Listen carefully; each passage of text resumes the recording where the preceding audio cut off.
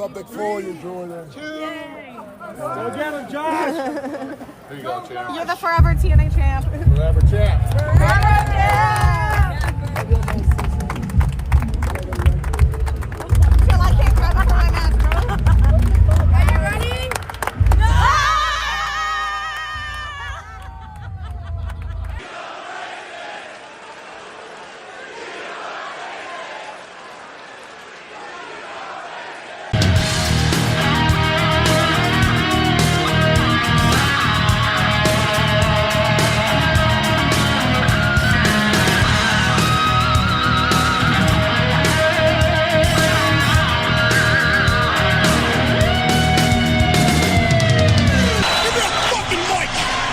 What is going on?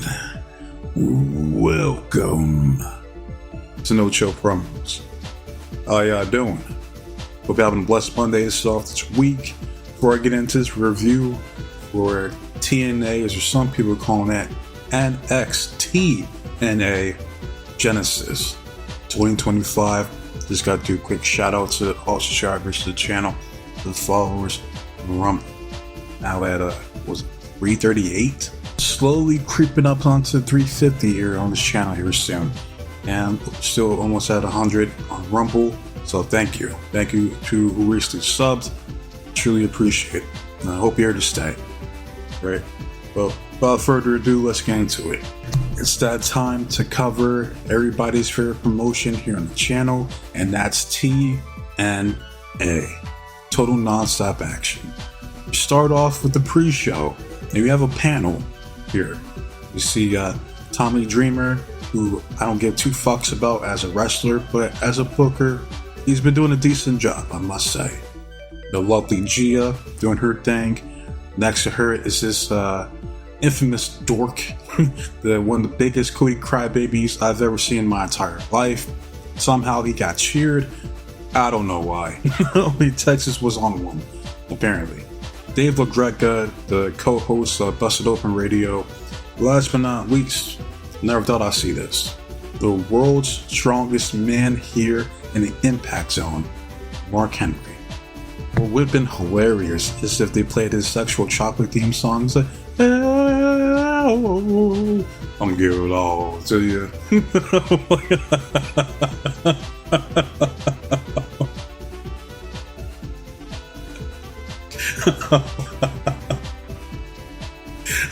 That would have been hilarious. I mean, 3-6 Mafia, that works too. Somebody's gonna get their ass kicked. Because Mark Henry could still whoop somebody's ass. Or don't get it twisted. So they're doing the panel and they're talking about, all the matches that, taking place on the card. Alright, first we see, apparently TNA, they've been doing this shit too, is unavoidable at this point where we see random ass wrestlers walking into the building. Alright, first we see I Believe in Joe Hendry. Dun, dun.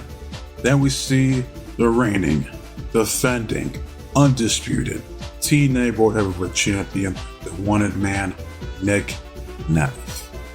We then see the Juggernaut, Jordan Grace, rocking the bangs, and she looks good here. This is a good look for Jordan Grace, not gonna lie.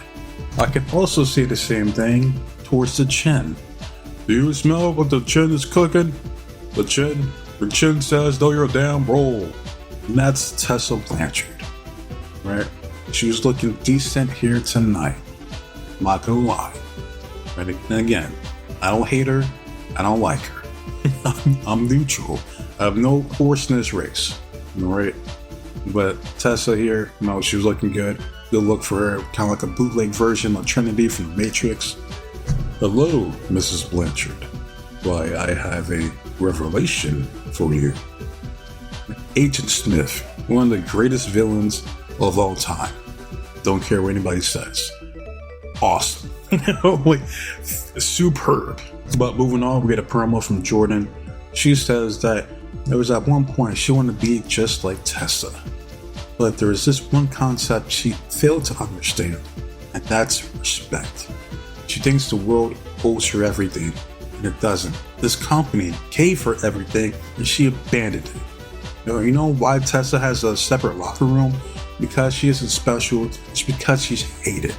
I don't want her here. The TNA locker room doesn't want her here. The fans don't want her here. So I'm gonna do everybody a favor and pack Tessa's ass back up and send her where she belongs and needs to stay. And that's the land of obscurity.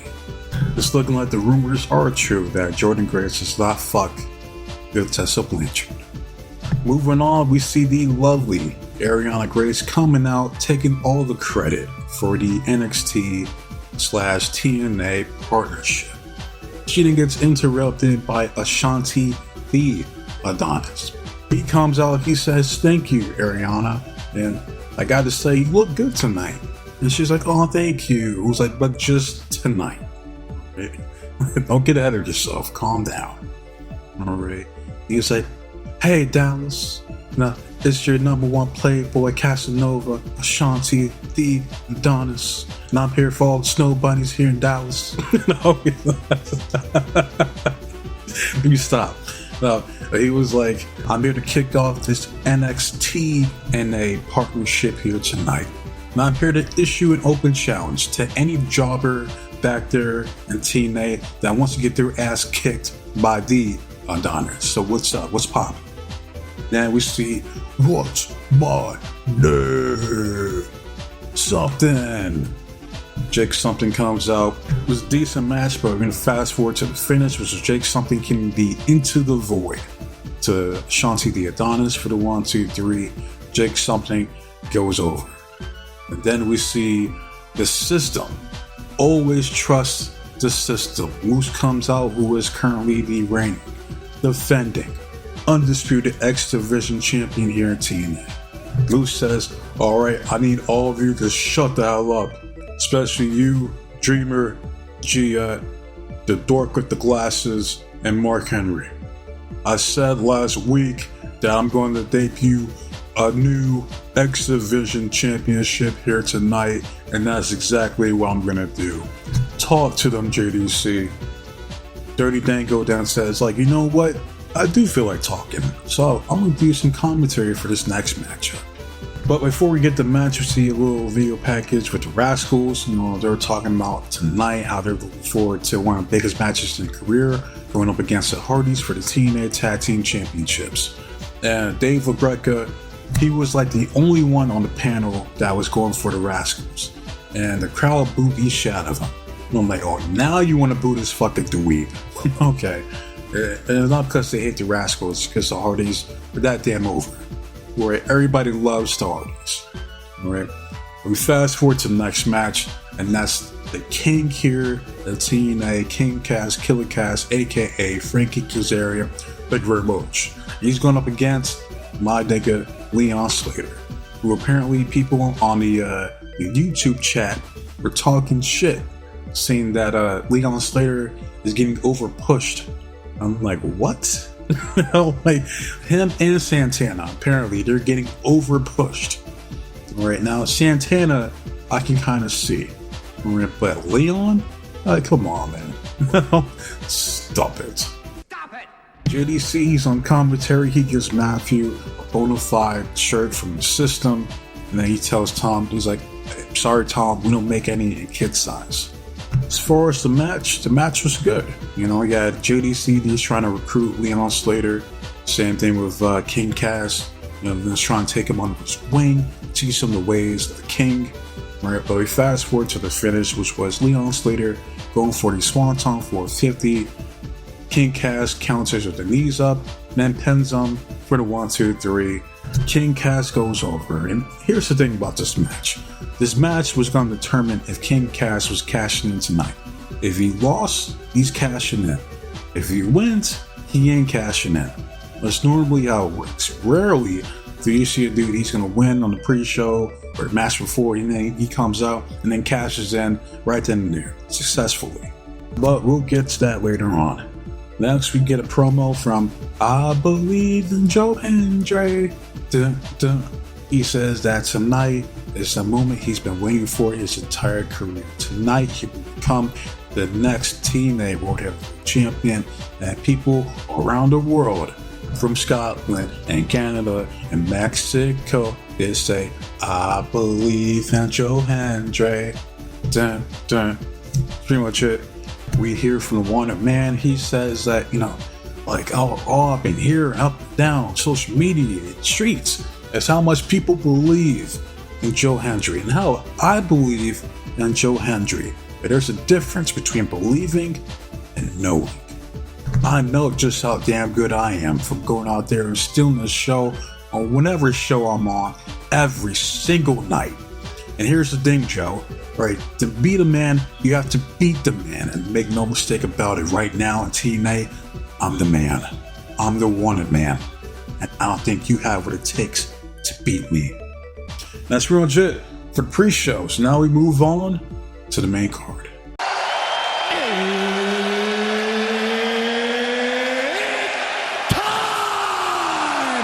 And the first match is for the X Division Championship. We have Ace Austin coming out, repping the ABC.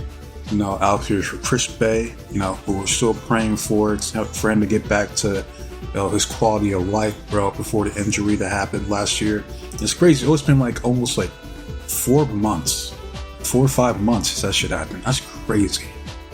But praying for Chris Bay still, and we get the reigning, defending, undisputed TNA X Division champion, who easily had the best entrance here tonight because this shit was cold.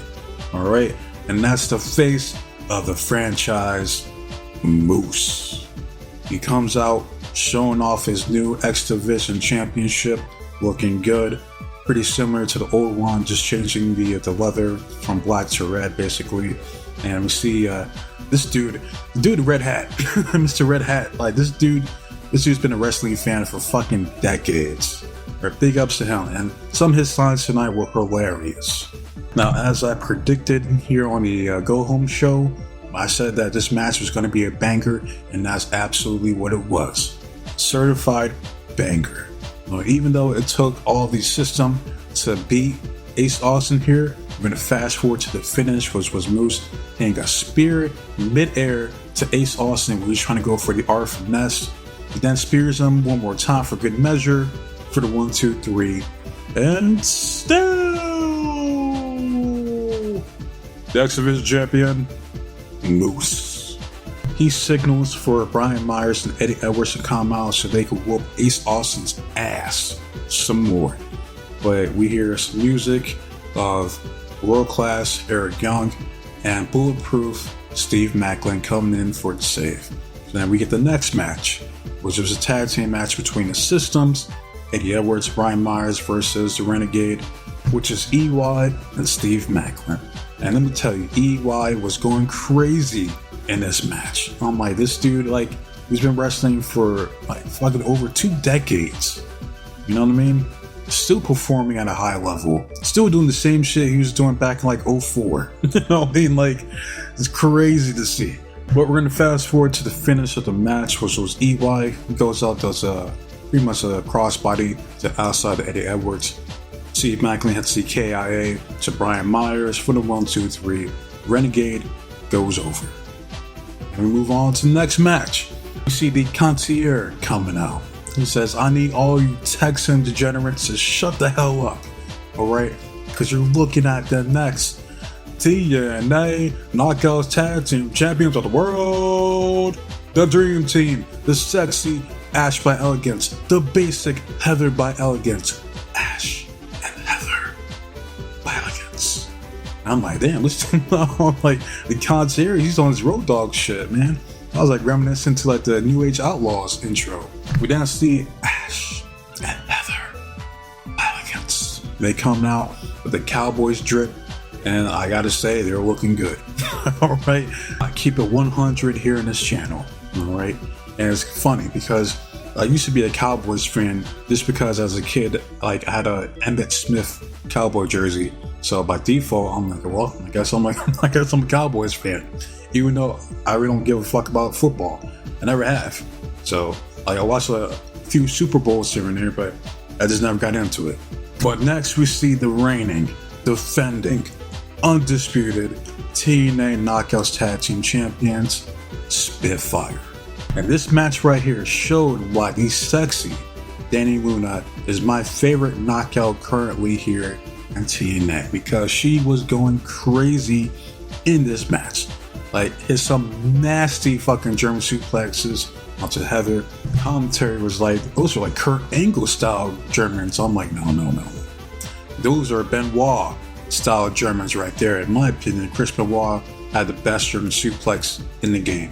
She then does another German suplex to Ash, sends her back into the ring from the ring apron. The crowd was like, yo.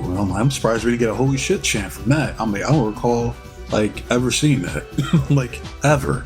Right? Because normally it's just a suplex back into the ring apron, but a German? That's crazy. Right? But Spitfire hits their tag team finisher, like the pressure drop, and still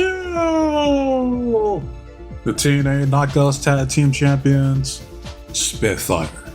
And this was another good ass match, and I enjoyed it. Right? There were no bad matches on this card at all. Everybody went out there and delivered again. Okay, that's what they do here in TNA. Alright. Now, I was expecting Ash and Heather to win because I'm like, they gotta give her something. I mean, Ash by Elegance is too fucking entertaining to not put a belt on her. Alright, like, she didn't beat Jordan Grace. Alright, she can't get it done in the tag team division. I'm like, damn. Like, what are we doing with Ash by Elegance? Alright, I want to see her win some gold here in 2025. Heather just got here. I'm not worried about her. I'm worried about Ash. Right, because her character is extremely entertaining. Right, one of the highlights here at TNA currently.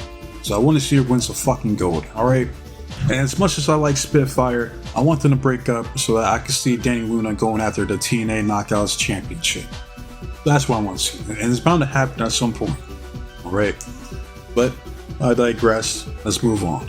We go backstage with King Cass. He says, what you see here is the Call Your Shot trophy. The same trophy that I had to go through 19 other men to win. And tonight, I hope that Joe and Nick tear each other's head off. It doesn't matter to the King. What matters is the decision the King has to make.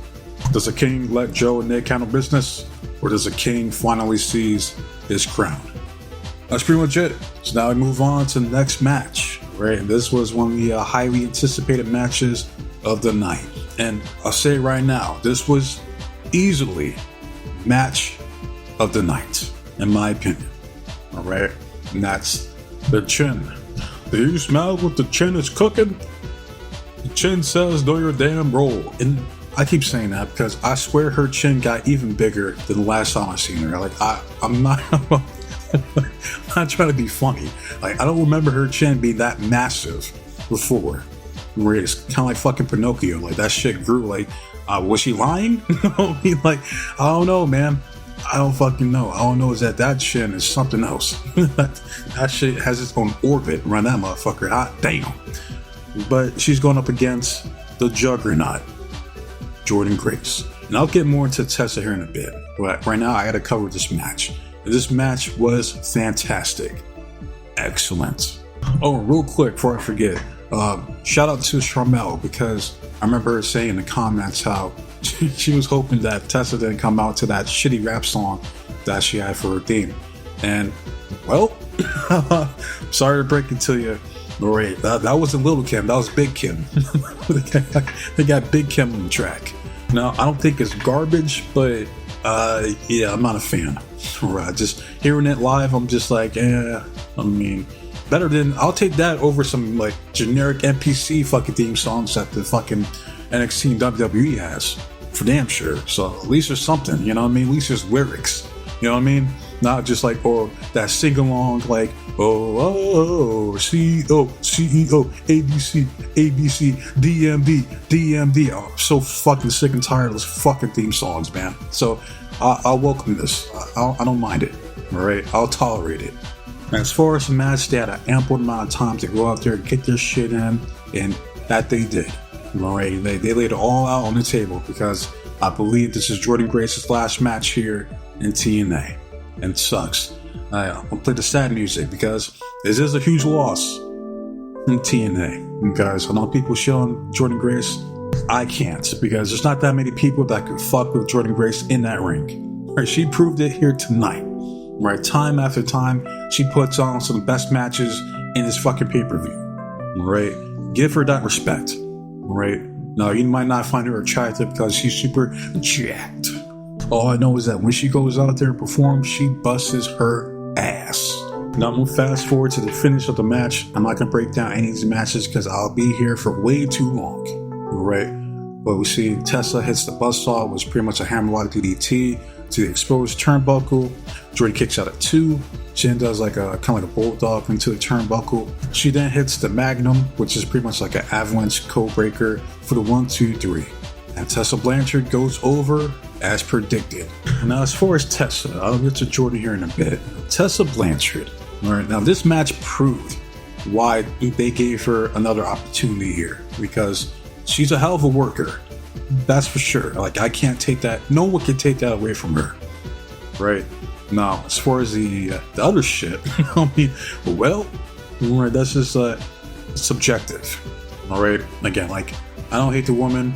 I don't like the woman. I'm neutral. I'm indifferent. I don't care. You understand?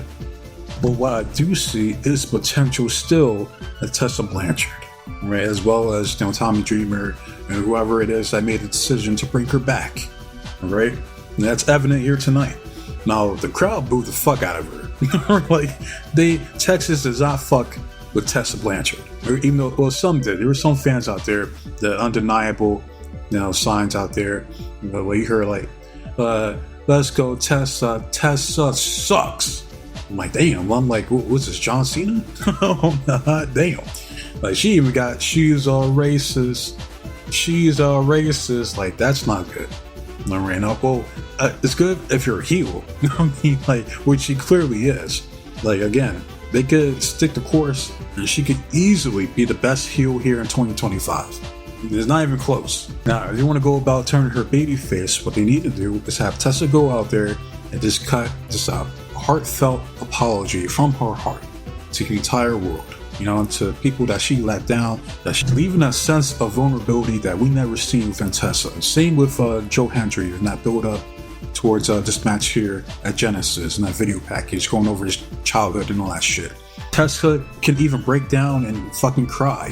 And, like, talking about how she almost committed, you know, the Sue, wanted to unalive herself at times because of how damaging this has been on her career. You know what I mean? That's real shit. Like, I don't want to see her harm herself or go to the extreme of ending it. You know what I mean? Like, that's way too far. Like, that's, I understand people who hate her. You know, I get it. Where the apology is not for the people who hate her. It's for the people who are in the middle. The people who do like her. You know what I mean? I've been trying to support her for the past, you know, fucking many years that this just been going on. You understand? You know, trying to win those people back. That's what the promo is for. Like, that's how you can start the redemption of Tessa Blanchard as a babyface. Now, again, if you want to go with the real money, with her being a heel, she comes out as the Chin, rocking her Balenciaga shirts, the shades, comes out, talks her shit. You know, cuts a promo on Masha saying how I'm taking Masha's ugly ass to Glow Up Boulevard. I'm gonna smack her around, stick that TNA Knockout Championship up her ass. If you smell the top of the tunnel, what the chin is cooking. Start using that chin as a finisher, because I'm telling you, you can knock a motherfucker out with that bad boy. I'm just saying. And one last thing I like to mention is the hypocrisy of some of these fans, because you want to go out and call Tessa Blanchard a racist, okay, but they ain't got that same energy for Rhea Ripley, who years ago on Twitter liked a racist ass fucking tweet from her pops of some black kid in the shopping cart. And I forgot exactly what the meme said, but she thought that shit was hilarious, cracking up over a black kid in a shopping cart. I failed to see the humor in it. Where's the punchline? How the fuck is that funny? Huh? You know, and I remember it got a little traction, but ultimately it just had people looking at her sideways like, I don't know about you. But I guess I'll give you a pass because you got a fat ass. Like, nah. Like, you want to call someone a racist? We got to keep that same energy to all of them. I don't give a fuck how sexy, how fat that ass is. She's on that type of timing, she could get packed up too. Fuck them. Right? That's all I'm saying. It's just, But keep that same energy. Now, as far as Jordan Grace, if this is it, please let me know, because I think it is. I think this is her swan song here in TNA for the foreseeable future. Now, again, this is a huge loss for TNA, you know, but at the same time, Jordan has done all there is to do in TNA. She's a multiple-time Knockouts World Champion. There's nothing left for her to do. All right, so it's time that she moves on to greener pastures. She does her thing in NXT, possibly wins the NXT Women's World Championship. You know, eventually gets called up to Raw, SmackDown, or maybe she just bypasses NXT and gets called up to the main roster. Why the fuck not? You know what I mean? I don't fucking know. But the future is looking bright for Jordan Grace. That's for sure. Right? That's pretty much all I gotta say about this shit. So we move on. The next match is an I Quit match, as we find ourselves looking down the barrel of a weapon that is Perk Alexander. And he's taking on my nigga Mike Santana, who's coming through the concession stands and doing what he does out there in the stands with the fans. Texas was all for Santana here tonight. Now, I did enjoy the match, but there are a few things here that I gotta talk about. Which was like Josh hitting the C4 spike onto Santana, and that this motherfucker no-sells it. And I'm like, you gotta be shitting me. I'm like, what the fuck was that? Right? Because as far as I'm concerned, Josh Alexander should have won that fucking match because he was whooping Santana's ass. Right? Santana did a good job selling the leg that Josh was targeting, but like, this was like fucking like 15 minutes into the fucking match. Drops him right on top of his fucking head. This motherfucker no-sells it. I'm like, the fuck is that shit? And I said this before, like, I'm fine with no-selling under the correct parameters, you know what I mean? Under certain circumstances, to where it's like, hey, it's like Brock Lesnar decides to no-sell some shit. Okay, cool, he's Brock Lesnar, he could do that. Or Ultimate Warrior no-selling a pedigree from Triple H, that's fine too. Alright, but this, I mean, Santana no-selling a fucking C4 spike 15 minutes into the match when he's getting his ass kicked the entire time. Nah. I don't like it. Right. What it could have did, it's like Santana, you know, he does like, no, like, being no quit in my blood, like, fuck you, referee, some shit like that. Then it's like, Josh, like, slaps shit out of him, and then that wakes him up. That fires up Santana to where he does the comeback. You know what I mean? That would have made more sense. Not just a no-sell fucking C4 spike. That I'm not gonna lie, it almost pissed me off. Like, it almost pissed me off. Like, fast forward, Santana hits the spin a block clothesline or lariat to Josh Alexander. He then zip ties his hands, right? And then he posts him up in the corner, sets a table up, and then he proceeds to, I shit you not, he decides to put himself through a table via a cannonball. And then Josh has to sell it like he took the damage, when it was Santana who voluntarily sent himself through a table. That spot made no fucking sense. Right? Josh was like, no. You know what I mean? Like, just like, what the fuck is going on in this match, man? Like, hurry up and end this shit. But the finish of the match was Santana was by 2.5 seconds away from ending Josh's life with a stomp. Josh says, he's like, I quit. So the winner is Mike Santana, right? He grabs the mic, he says, like, Josh, get your punk ass up. Like, you said that you're gonna look me in the eye, shake my hand, and tell me that I'm the standard here in TNA. Josh stands up, shakes his hand, he says, I am indeed a man, my word. Quit. You are now the standard here in TNA. But I quit tonight, and I quit TNA. Cue the sad music, because this is a huge, devastating loss for TNA. Because Josh Alexander, Perk Alexander, is one of my favorites here in TNA. And it's gonna fucking suck. Right? So I guess, is that the end of the Northern Armory? You know what I mean? Like, this is it? Sucks. Shitty. Right? Because most likely he's gonna go to AEW. Khan is gonna pay him a shitload of money to do his thing over there. And Khan wants a new play toy that is Perk Alexander. Now, I don't actually know if he's going to AEW. I know Speedball is, right? But we yet to see him debut on Dynamite or Collision.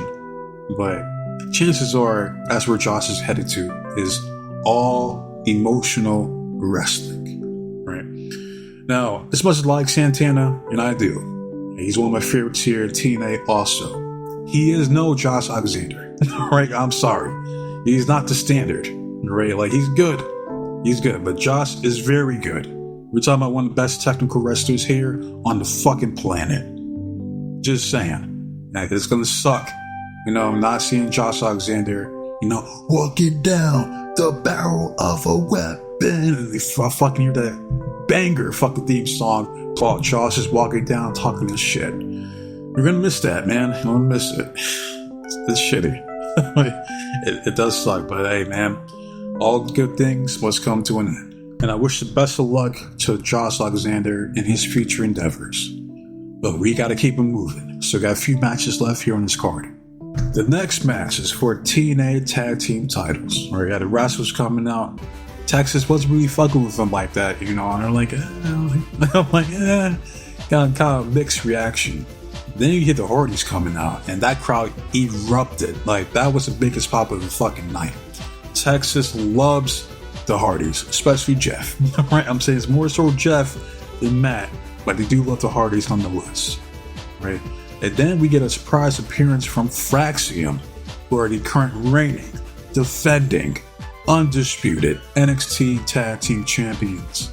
They're coming out to check out the action live and up close. They got front row seats. And we get the match. And the match was good. Right? Like, Hardys are still capable of going out there and putting on a good match. Right? Like, mainly the Rascals doing most of the bumping, but that's to be expected. Now we're gonna fast forward. Right, now we see Matt Hardy. He's talking with Fraxium on the outside. Then we see Trey Miguel. He does a suicide dive, knocks out Nathan Frazier. The Rascals and Fraxium start arguing. Zachary is like, "Get your bitch asses out of here, man. Go back to NXT. This is TNA. You don't belong here." And then we see Top Flight Security. They kick out Fraxium, even though they're the ones that were assaulted. Gotta love it. Alright, it totally makes sense here in wrestling. Alright, but fast forward to the finish, which was Jeff in the Twist of Fate Stunner to Trey. Matt hits the Twist of Fate to Trey. Then Jeff finishes him off with Swanton Bomb for 1, 2, 3. And still the TNA Tag Team Champions, the Hardys. Right now, I'm all for seeing the Hardys versus Fraxium, or Fraxium versus the Rascals. Or hell, even do a fucking three-way match. The Fraxium versus Hardys versus Rascals. There you go. Right? Because that match will cook. Best believe. Moving on, we had a video package of "Hey yo!" And boom, boom, boom, boom, boom, boom, boom, boom. A reminder that the ultimate finesser, Chris Bay, is struggling each and every day to get back to doing what he does best, to doing what he loves, and that's wrestle. So once again, sending prayers and support to Chris Bay. Right? But we move on to the next match. It's for the TNA Knockouts Championship. We have Rosemary coming out, and apparently Mr. Red Hat is scared of Rosemary and thinks that she's Art the Clown. And if you ever seen Terrifier, any Terrifier movies, that's a crazy comparison. I'm just saying, that's wild. Then we see the reigning, defending, undisputed TNA Knockouts World Champion, Mother Russia Slamovic, comes out. And then this match was brutal. Alright? There's a Clockwork Orange House of Fun match or some shit like that. Alright? And like these ladies went out there and killed it. Right? Put their bodies on the line for our entertainment, and they have nothing but the utmost respect from me and fans alike. From hitting each other with trash cans, to getting speared on top of dump tags, to falling off a ladder to the outside through a table, this match was crazy. And these tables that they were using tonight here at Genesis were fucking amazing. It's the way that these tables just shattered. You know what I mean? This looks devastating. Like, that should look painful. Right? Like, It's gonna leave a mark. fast forward to the finish, which was Masha hitting the Avalanche Requiem to Rosemary on top of some steel chairs that were posted up for the 1, 2, 3. And still, the TNA Knockouts World Champion, Mother Russia Marshall Slamovic. And then guess who comes out to grace us from NXT? Like, not Fallon Henley, not JC Jane. We get Cora Jade. Yay. Whoop-de-doo. And like, people like Cora Jade because motherfuckers think she's sexy. Like, dude, like, Cora Jade's so fucking hot, man. I'm like you want fucking Phil Brooks sloppy seconds? I'm good. Alright, best believe CM Punk is clapping those cheeks to this day. Alright, but she comes out to challenge Mother Russia, Masha Slamovic. And ain't no way Cora Jade is beating Masha for the Knockout Championship. Not gonna happen. Alright, so, I mean, would the match be good? I don't fucking know. I mean, Cora Jade is not a good worker, but Masha is, so Masha has to carry her, as she does. Right, but we move on to the main event, and it's for the TNA World Heavyweight Championship. But before we get the match, we see the panel coming out from the pre-show one more time, plus Santino Marella. And the reason they're doing this is to clean up, after the carnage and chaos, the pandemonium that ensued during the Knockouts World Championship match. Right? They're giving their thoughts on who's going to win the main event, but then we see Nick Nemeth's brother coming to crash the party. He says, "My brother is going to win tonight. My brother is going to kick Joe Hendry's ass because Joe Hendry sucks." Santino Marella then says, "Hey, calm down, fuckface guy. Matter of fact, you know what's gonna happen? You're banned from the main event. Get this guy out of here. Security. Get this dude out of here." So Nick Nemeth's brother gets packed up by top flight security, and that leads us to the match. Joe Hendry comes out, and you could argue who got the biggest pop of the night between Joe and the Hardys, right? Because the whole Texas believes in Joe Hendry.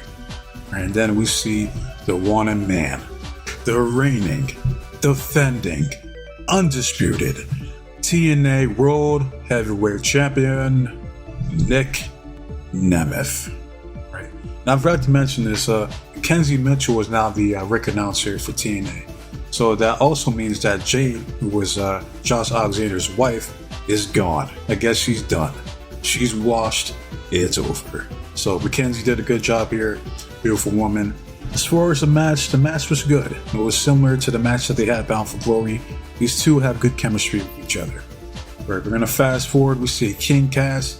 He comes out to try to call her shot. Guess who comes to intervene? We haven't seen this man in months. Now, not a word, not a whisper. But he comes out, he arrives, clothesline from hell to Frankie Kazarian, and leaves. But before he leaves, we see Nick Nemeth's brother, who came back because he bought himself a ticket. He then slaps this jobber like the complete jamoke that he is. Nick Nemeth's brother is down. Nick Nemeth's brother is down. JBL leaves once again, except this time he doesn't have Joe Hendry. Alright, so we still have no explanation as to why the fuck JBL does what he does. But he leaves. Joe hits the standing ovation to Nick Nemeth. Nick kicks out at 2. Joe couldn't believe it. Right. Nick then hits the super kick into the danger zone. Yeah. For the 2 count. Right. And it was at this moment, right? We see Nick, he's tuning out the band, tries to hit another super kick. Joe catches him, hits the fallaway slam, and after he hooks up, you knew Joe was going over. He hits the standing ovation for the 1, 2, 3, and even though it's 6 months too late, say his name and he appears. I believe in Joe Hendry. Is now the TNA World Heavyweight Champion. So TNA finally believes in Joe Hendry. And shout out to Nick Nemeth. He went out there, he did his thing. He was a good champion for TNA. And here's the thing. Like, I already knew back at Bound for Glory that Nick was going to win because they didn't want to take the title off him too soon. But that creates a question, then why set up the match between him and Joe in the first place if Joe was going to win? They could have just put that shit in the back burner and they could have went through the rest of the TNA roster, and then we could have had this match for the first time between Joe Hendry and Nick Nemeth, because that loss did cool off some of his momentum, right? Like, Joe's still over, but he's not as over as he once was, right? Because that loss, it did hurt, right? It did hurt him just a tad bit, right? They had motherfuckers not believing in Joe Hendry, but they rectified that mistake here tonight, and hopefully Joe Hendry goes on to have a good title reign, right? And at some point, King Kaz will be the next TNA World Heavyweight Champion. It's just a matter of when, right? But all in all, this was an excellent pay-per-view. I give it a 9.5 out of 10, and it's minus 0.5 because we still have no fucking reason as to why JBL, he tags Joe Hendry at Bound for Glory, but he doesn't attack him here at Genesis. Why? Like, none of this shit makes sense. Like, I thought they were going to do like a plot twist to where like King Cass, like he cashes in, becomes a new champion, and it's revealed that JBL was working with King Cass the entire time. That didn't happen, so I don't know, man. I don't know this whole JBL shit. And no mention of this Mr. 23, right? 23andMe, but apparently I'm hearing rumors that it's Baron Corbin and that he's going to show up this Thursday because it's going to be a live episode of TNA. So we shall see. And if it's Corbin, like, that's cool, I guess. I don't know why he's going after PCO and Sami Callihan. And speaking of PCO, I've been hearing all this shit about PCO talking shit, trash in TNA. He destroyed the Digital Media Championship. He's acting like everybody goes to TNA to see him, and that he's the reason TNA still exists, and that he should be the TNA World Heavyweight Champion. Now, I don't know if this is work or not. I don't fucking know, but it's interesting. I did hear PCO was on his way out anyway, so I don't know if this is like a work or not. But I am interested. I don't know all the details, but I'll find out more probably this week. But that's all I gotta say about this shit. So let me know your guys' thoughts on the show overall, Genesis 2025. Your favorite match, your favorite moment, all that good shit. Love it, hate it, comment, subscribe to the channel. It's all the same to me. I just want to see the engagement and the feedback from you guys, both positive and negative. As far as the next review, it'll probably be the Monday Night Raw review, which I'm not looking forward to doing. And then I gotta knock out this Royal Rumble predictions video as well. I got some creative ideas for that. But yeah, so wasting up your guys' time. So that said, be safe, be blessed, take care of yourself, protect yours, stay warm, stay dry, stay frosty. Most importantly, trust in God. I'm out of here. Until next time, adios.